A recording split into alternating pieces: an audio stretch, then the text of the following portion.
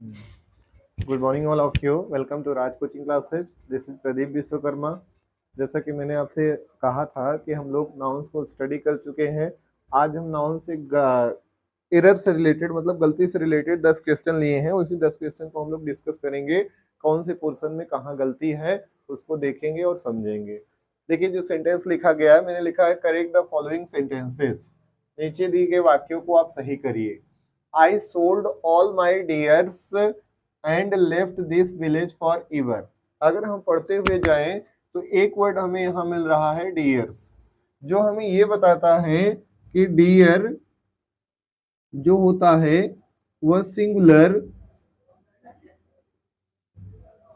और प्लूरल दोनों सिचुएशन में एक ही होता है।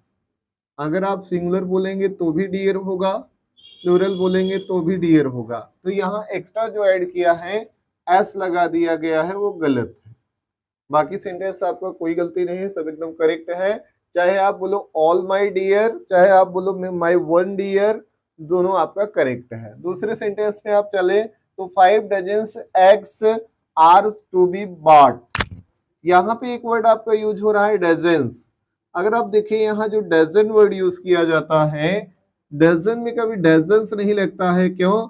रीजन इज दैट डजन जो होता है वो ऑलवेज यूज किया जाता है सिंगुलर नंबर की तरह। सिंगुलर नंबर की तरह इसको हम यूज करते हैं। तो जो यहाँ यस लगाया गया है वो रॉन्ग है। 5 डजन, 5 कहने का मतलब आप काउंटिंग से किए हैं तो एक्स आपका प्लूरल नंबर हो गया, उसके according are to be bought. सारी चीजें करेक्ट है। तीसरे नंबर पे देखें my spectacles, my spectacle is missing. अब एक स्पेक्टिकल जो वर्ड है एक्चुअल में 2 पार्ट वाले कुछ वर्ड्स होते हैं जिनके 2 हिस्से होते हैं। आप कह सकते हैं 2 पार्ट्स, 2 हिस्से वाले शब्द। जैसे आप स्पेक्टिकल की बात करें तो स्पेक्टिकल जो है आपका 2 हिस्से वाला। स्पेक्टिकल ना कहकर हम क्या बोलेंगे, स्पेक्टिकल्स बोलेंगे। अब 2 हिस्से वाली बहुत सारी चीजें हो जाती है। जैसे आप पैंट्स 2 हिस्सों के होते हैं। सीज अगर हम बोले टंग से चिमटा, इसमें भी 2 हिस्से होते हैं। सरौता ले लीजिए। फिर आप कह सकते हैं कि पिंसर्स ले लीजिए। पिंसर्स मतलब सणसी हो गया आपका, पिंसर्स। ये ऐसे वर्ड है जो हमेशा आप कह सकते हैं प्लूरल में ही यूज किए जाते हैं, इनका कोई सिंगुलर नहीं होता है। ये कैसे यूज किए जाएंगे? प्लूरल में यूज किए जाएंगे। अगर प्लूरल में यूज किए जाएंगे तो यस आपका कंपलसरी होना चाहिए। तो यहाँ जो लगाया गया है यस लगा दिया जाएगा, एस ऐड कर दिया जाएगा। और ये प्लूरल है तो इज ना होके फिर क्या हो जाएगा? Are. My spectacles are missing, ये आपका करेक्ट सेंटेंस हो जाएगा। आफ्टर दैट अगर हम चेक करें please cut it with scissor. वही बात यहाँ पर देखिए, यहाँ पे आपका सीजर्स मैंने लिखा नहीं लिखा, लेकिन सीजर में भी 2 हिस्से होते हैं। सीजर में अगर 2 हिस्से होते हैं तो यहाँ क्या होना चाहिए था? एस होना चाहिए था। 2 हिस्से आई होप आप समझ रहे होंगे। कोई चीज के अगर 2 हिस्से होते हैं, जैसे कैंची में 2 पार्ट आपको मिल जाते हैं, सरौते में 2 पार्ट मिल जाते हैं, अब पिलास का यूज करते हैं उसमें भी 2 पार्ट मिल जाते हैं, गॉगल्स चश्मा या आप कह सकते हैं पैंट्स के 2 पार्ट्स हो जाते हैं। तो 2 पार्ट्स वाली चीजें हमेशा क्या होती हैं? प्लूरल नंबर में ही होती हैं। तो यहाँ पर भी ये 2 पार्ट वाली चीज है जिसकी वजह से इसको हम प्लूरल में रखेंगे, सिंगुलर में नहीं। आगे चलेंगे। Father in law large love their son in law.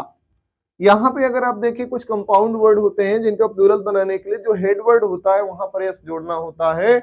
अब यहाँ पर जो एस जोड़ा गया है यहाँ लार्ज में जोड़ा गया है, जबकि होना चाहिए था फादर में।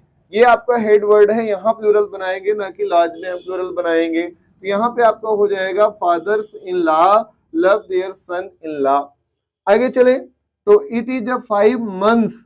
अगर मंथ्स की बात करें तो नाउन है, ठीक है, यस लगाया गया। लेकिन यहाँ पे अगर आप ध्यान से चेक करें तो अब 5 मंथ एक पूरी यूनिट की बात की गई है।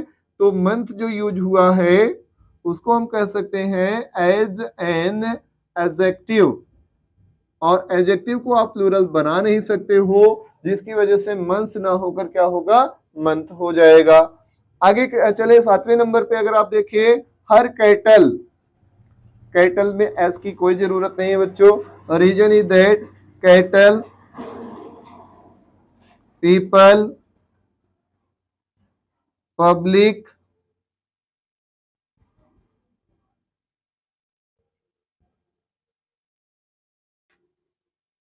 पुलिस, पीजेंट्री, पोल्ट्री,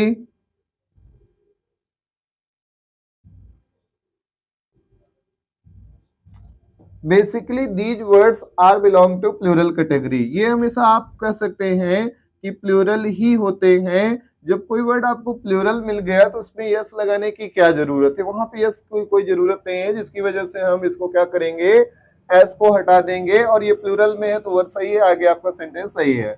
पॉलिटिक्स, यहाँ पर जो पॉलिटिक्स लिखा गया है तो ठीक है, लेकिन पॉलिटिक्स के साथ जो आर रखा गया है वहां आर ना होके क्या हो जाएगा, इज हो जाएगा। इसको अगर हम समझे तो ये क्या होता है, कुछ नेम ऑफ सब्जेक्ट्स होते हैं, नेम ऑफ सब्जेक्ट्स, और वो नेम ऑफ सब्जेक्ट्स हमेशा आप ध्यान देना कि होते तो सिंगुलर में है, होते सिंगुलर में है, बट आप कह सकते हो उनके साथ यस लगा होने के कारण हमको ऐसा अंडरस्टूड होता है कि वो प्लूरल में है। जैसे आपका क्या हो गया, मैथमेटिक्स, देखिए आपका यस लगा हुआ है, सिविक्स यस लगा हुआ है, फिजिक्स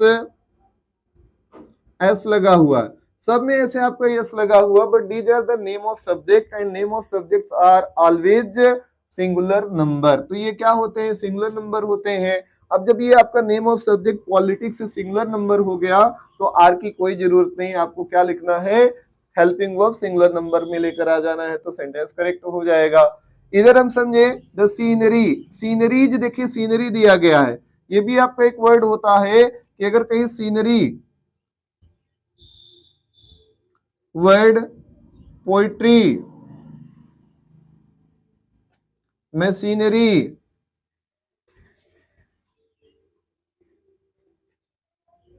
ऐसे सो एंड सो वर्ड है, there is no plural of it, they always in singular number, they are always in singular number. ये हमेशा कौन से नंबर में रहेंगे, सिंगुलर नंबर में ही रहेंगे। तो यहाँ प्लूरल बनाने की जरूरत नहीं, इसको हम हटाएंगे और यहाँ क्या लगा देंगे, वाई लगा देंगे, तो हो जाएगा the scenery of the Himalayas. अब इज नहीं होगा बल्कि क्या हो जाएगा, सॉरी आर नहीं होगा बल्कि क्या हो जाएगा, इज हो जाएगा, क्योंकि यहाँ सीनरी आपका सिंगुलर नंबर है। The scenery of the Himalaya is very charming. फिर आगे हम चलेंगे, he does not like the poetries. यहाँ पर अगर आप देखिए तो फिर से वही वर्ड रिपीट हुआ, पोर्ट्रीज आया है, तो पोर्ट्रीज ना होकर आपका क्या हो जाएगा, पोएट्री हो जाएगा। ही does not like the poetry of kids. वैसे द पोएट्री ऑफ किड्स से ज्यादा बढ़िया द पोयम ऑफ किड्स कहा जाए या द पोयम्स ऑफ किड्स कहा जाए तो ज्यादा अच्छा है, लेकिन पोएट्री आपका सिंगुलर में यूज किया जा सकता है तो लगा सकते हैं, कोई दिक्कत नहीं है।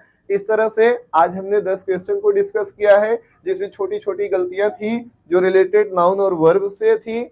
बहुत सारे ऐसे और क्वेश्चन होंगे बच्चों, लेकिन कल की क्लास हम अगला स्टार्ट करेंगे जो अपना प्रोनाउंस होगा। पहले overall parts of speech done कर लेंगे, आफ्टर दैट हम इन सारी चीजों पर डिस्कस करेंगे, जो डिटेल में डिस्कस करेंगे, जो आपके एग्जाम के पॉइंट ऑफ व्यू से आपको काफी हेल्पफुल रहेंगे। So thank you so much, keep it watching.